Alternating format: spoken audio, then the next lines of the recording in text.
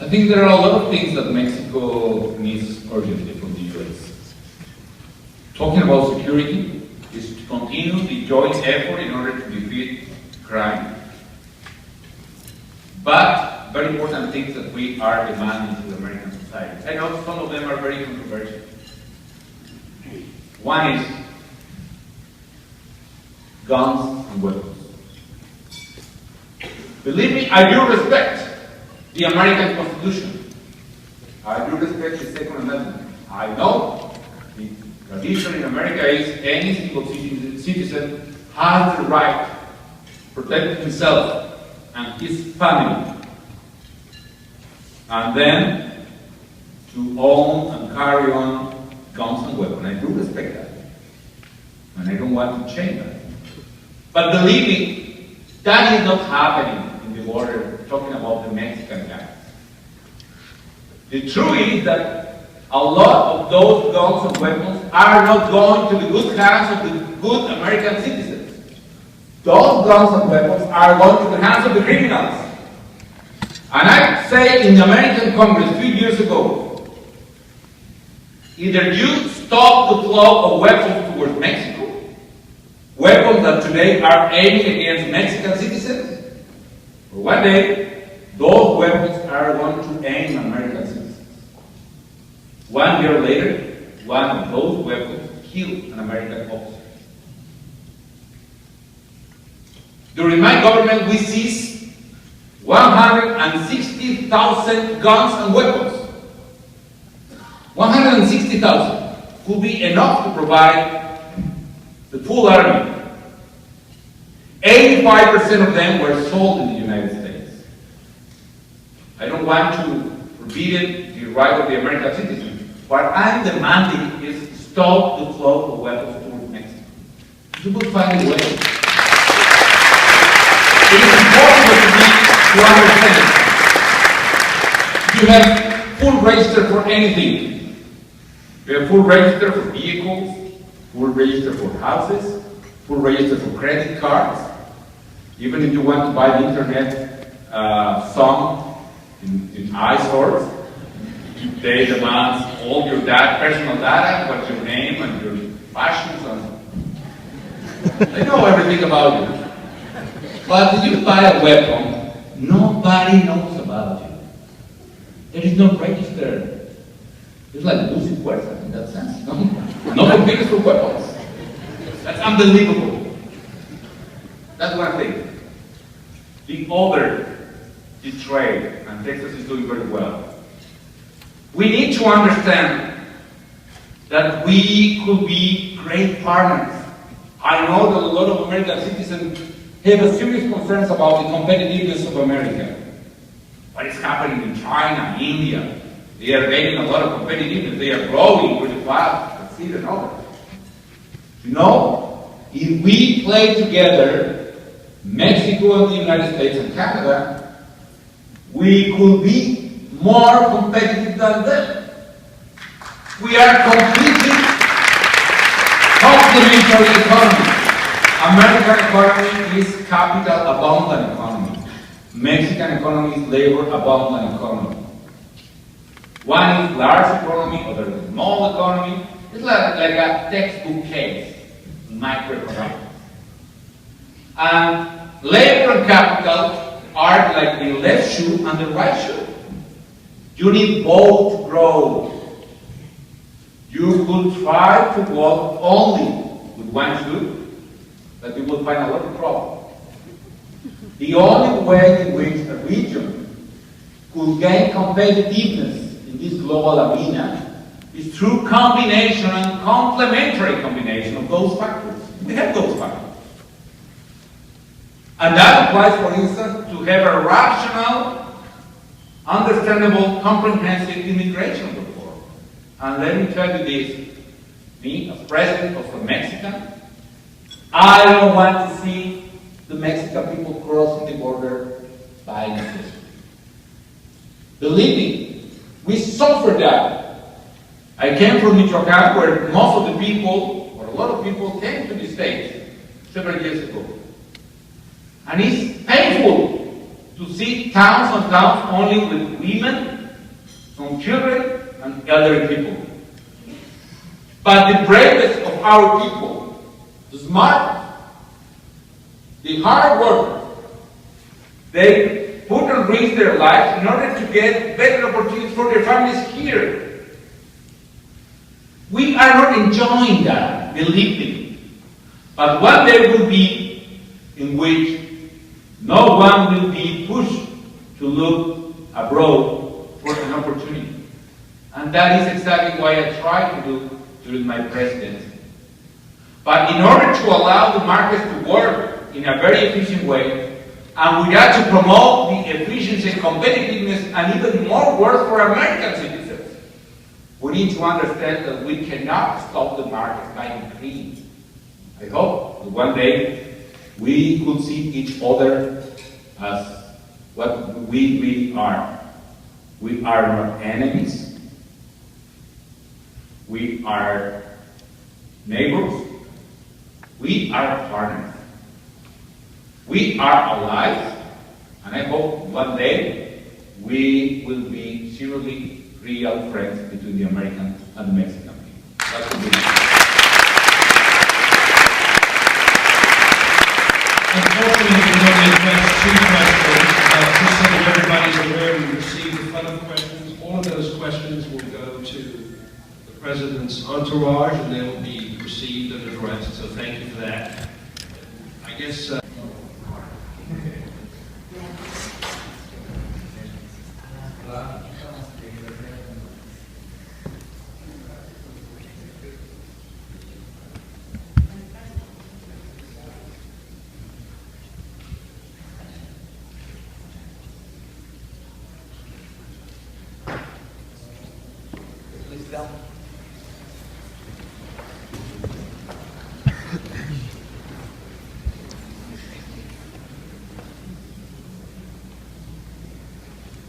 Hello?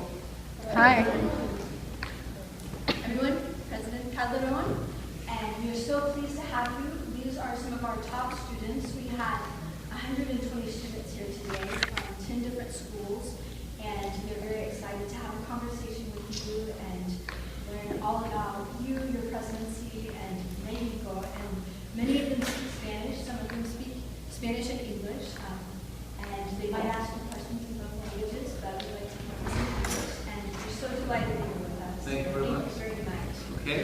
So, everyone please talk loudly and clearly when you ask your question, and we can have a conversation and just go around. Whoever wants to ask, if you would please raise your hand and then stand up and introduce yourself and then ask your question. That would be great. So, Mr. Victor. Hi, my name is Jessica Castro. I'm representing Kevin High School, and I'm going to ask my question first in Spanish, and then I'll translate it to English for those who do not speak Spanish. Could you speak a little louder, please? Yes, ma'am. Siendo un hombre tan prestigioso que tiene tantas responsabilidades, ¿cómo va a lanzar su vida política para poder dedicar tanto tiempo a su familia? Now that I'm going to repeat it in English, being a man of such importance and having so many responsibilities, how do you balance your political life with your family? Well, that's a good question. Everything in life is about balance, you were saying. Frankly speaking, there was a moment in my life in which we advocated, my wife and I, a lot of time to politics. I remember we were just married. One day, having a barbecue at home, we were thinking, how many times were we at home on Sunday? In the last 2 years at that moment, probably we were there only 4 or 5 Sundays. The rest of them was traveling around the country, supporting the political party and so on. We had not kids at that time. When the kids came, so of course everything changed. And we tried to be very clear about the time we needed to advocate for kids. To be honest, fortunately, being president it was great for me because one of the problems we have in Mexico City are distances. In order to get work, you can take 1 hour sometimes, so you'll lose 1 hour going, 1 hour back. So you have no time for the family. But being president and living in Los Pinos, which is our White House, I was working like 200 steps from home. So it was very comfortable, and I had much time to see the kids. So I organized my routine in order to be able to see them. For instance, they were going to the school at 7 o'clock in the morning. So we wake up at 6:15 for instance, make a little bit of exercise. And meanwhile, we join them having breakfast and preparing for school. And at the same time, when they come back to the house, in the evening, usually I took some minutes to visit them, just supervising and checking if they were doing their homework and so on. Actually, I didn't see anything. But I think that's the idea, like to stay with them before they go to sleep. So we organized it that way. And it was a very good way to do so. Fortunately, they were like, when I took office, one was like 10 years old, and the other 7, and the other like 3 or 4 years old. So it was a very, very good moment for them and for my wife and I to stay with them.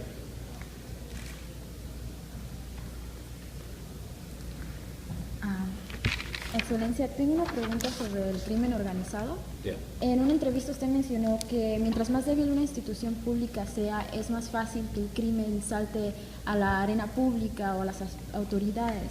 Entonces, después de saber de su legacía, que es la legacía de Calderón, cómo usted implementó y triplicó todas las Fuerzas Armadas, toda nuestra Policía Federal, ¿qué más se puede hacer para que México sea un país más fuerte, donde el crimen organizado no desafía a nuestras autoridades? Now I'm going to say it in English. In an interview, he mentioned that the weaker a institution is when it comes to enforcing the law, it is easier for organized crime to jump into the public arena and basically challenge its authorities. So what else can Mexico do to strengthen, other than what he's already done, like he tripled the federal police and just strengthen our armed forces? So what else can be done to strengthen our country? Well, that's a key issue. This correlation between the strengthening of the law enforcement agencies vis-a-vis the strength of the criminal. There is a trade-off. The weaker the agencies are, the stronger the criminals become. That's the key issue. The law enforcement agencies and institutions in Mexico were very weak because they had not enough budget, for instance. The policemen were very bad paid. For instance, most of the policemen earns, even today, in some places, like $300 per month, which is clearly not enough. And other institutions, unfortunately, were very weak due to corruption. That was the main problem. So what we try to do is to rebuild those institutions at federal level, as you were saying. So we created the federal police. In doing so, for instance, we recruit like 30,000 new policemen, most of them young people, and 12,000 out of them graduated students or graduated from universities. All of them, for instance, are not working in a cab or in the streets. They are working in their computer, researching intelligence, analyzing data, and with that we strengthen the federal police, working in a lab and so on. Even in the army, the same. For instance, salaries for soldiers. A soldier was earning the same. Probably it is $300. When we multiply almost by 4 the salaries to the soldiers. and provided them with a lot of support. For instance, we created a special program in which any single children of the soldiers or the Marines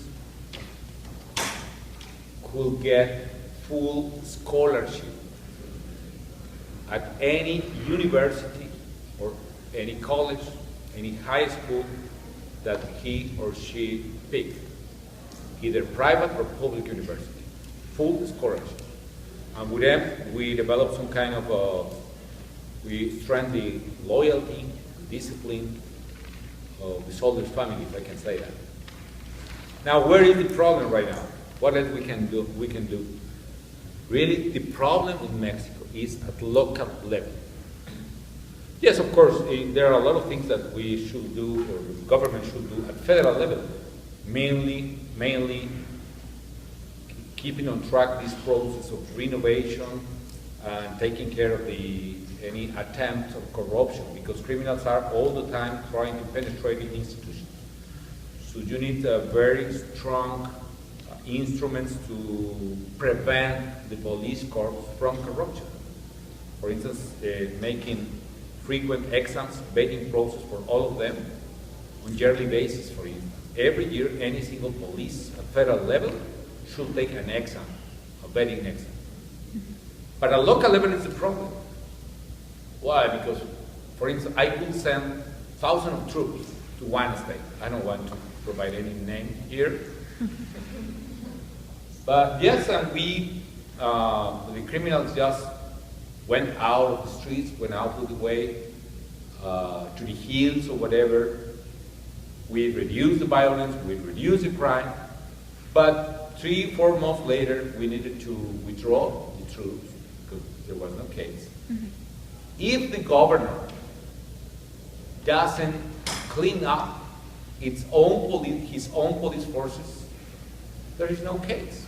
Crime, again, starts after the troops withdraw. So the problem right now is that there is not enough political willingness at local level to reveal the law enforcement agencies. Let me tell you, there are some states in which the governors are doing the right thing. 2 examples. One is Baja California. We worked together to clean up the law enforcement agencies and institutions. And there was one day we received a threat from the criminals saying, if you remove the call of the municipal police in this side, and if you continue to establish this vetting process to police corps, we will kill 2 policemen every single week of your new forces. And they started to do so.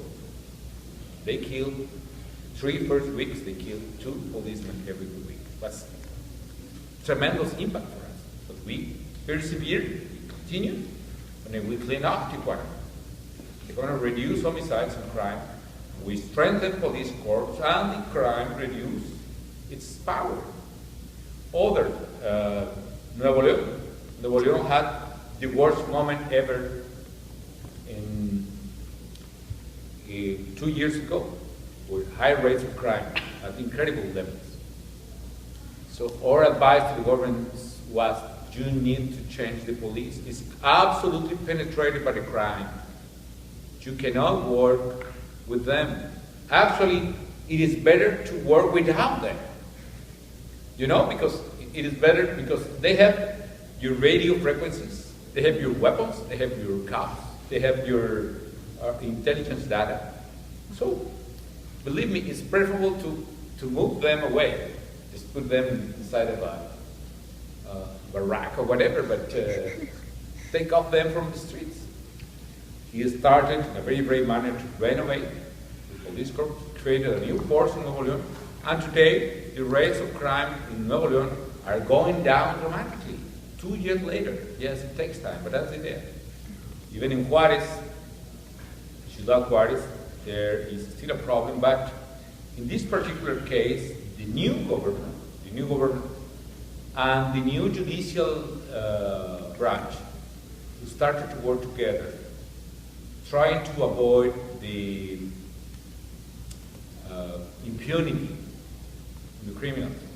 And that allowed to reduce the rates of crime.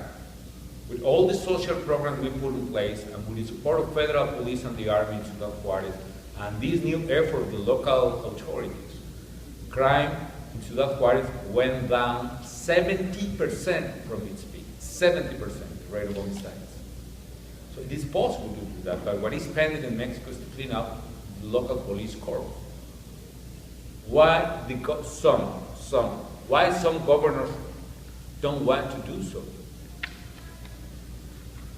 Because we had not at the federal level enough instruments to push them to do so. Or there are not the right incentives to do so. Probably paradoxically, the problem was our support. In some cases, our support was about incentives. No? Some governors say, well, if Calderon is here to solve my problem, who cares about these guys? I'm not going to take the risk to clean up the police. No? In the case of Nuevo León, we reached an agreement with the governor to say, well, I will support you with 3 months, 6 months, and then I will start to withdraw the troops as long as you could fulfill these goals in terms of recruiting new people. Yes. That worked very well. But that's more or less dependent. And of course, we need to create more opportunities. We need to create more universities. We are covering today only 60% of the demand for superior education.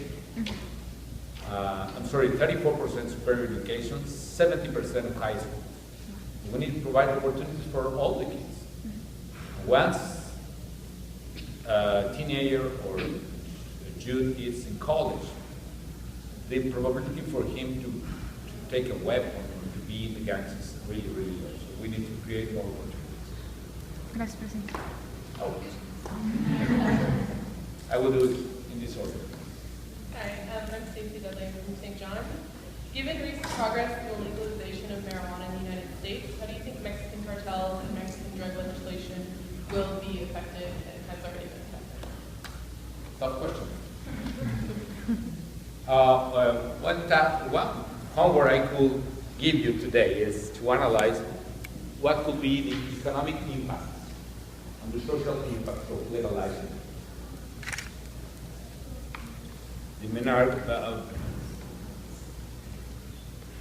The main point is, I coincide that debate must be done on a rational basis, under academic analysis. In the economic side, it is needed to analyze, for instance, all of you who likes economy, what is the elasticity of the demand for growth?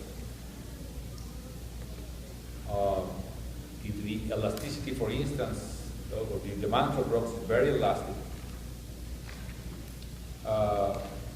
liberalizing drugs will have not serious impact on the demand. However, if the demand for drugs is elastic, liberalization of drugs could provide a higher consumption of drugs with more damage to the society and more damage in terms of the even another kind of violence or problem. Let me tell you one thing. For any citizen, any father or me, would say, well, I have 3 kids, and I will take care of them. I will talk with them, I will prevent them, I will talk about the risks related with drugs. And you take care of your kids. But as president, you cannot say that. Because as president, you need to think in the mother in a very poor neighborhood, in Valle de Chalco, for instance, in Mexico City. And that mother realized that going her daughter to school every day in the afternoon, there are some gangs in the streets bothering her, trying to give her drugs away. And that mother wants that the president and any officer could take care of her kids. So very difficult debate. The other point is the social impact of that. The crucial point is, one part of the debate is you need to respect the freedom and liberty of any single person, and that is true. However, what is the level of freedom you have as long as you are like 12 years old and you could develop an addiction? You could lose any level or freedom in that sense, because addiction is, in that sense, the new slavery.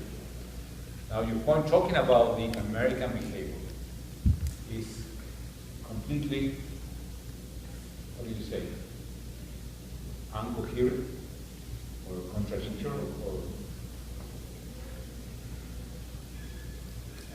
contradictory, yes, hypocritical. It's clear that, how do you say that? Hypocritical. You can see in American movies, everyone is smoking, getting happiness with that. Even this film related with the issue was security for the family. And the point is, we passed from first narco traffic last century to drug retailing this decade, and after drug retailing, organized crime gets such kind of sophistication that there is a moment in which organized crime is able to take over the